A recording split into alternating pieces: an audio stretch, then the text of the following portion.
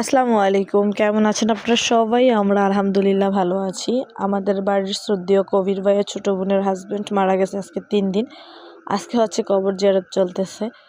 দুলাভাই অনেক ভালো ছিল। আমরা যে ওনার শালি, ওনার বয়সে 15 থেকে 20 বছরের ছোট হব, কিন্তু কখনো দেখলে সালাম দিয়ে সুন্দর করে কথা বলে, কখনো বাজে কথা বলে না, শালি হিসাবে মস্কারাও করে না।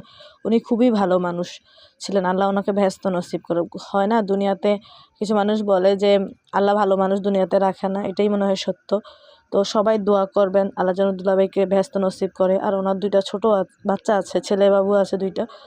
ওদের বয়স এখনও 10 বছর হয়নি দোনোটার, একদম ছোট। তো ওদের জন্য খুব খারাপ লাগে, ওদের চেহারার দিকে তাকালে মনে হয় চিৎকার চলে আসে। ওদের মাথার উপর থেকে যে কত বড় ছায়াটা চলে গেল, ওরা তো এখনও বুঝতে পারতেছে না। যখন বড় হবে তখন বুঝবে একজন বাবা একটা সন্তানের জন্য কতটা ইম্পর্ট্যান্ট, কতটা জরুরি। অনেক খারাপ লাগে, কি করব, কিছু করার নাই, আল্লাহর ইচ্ছা। কারণ সবাই আপুটার জন্য দোয়া করবেন। আপুর হয়তো সিচুয়েশন অনেক খারাপ,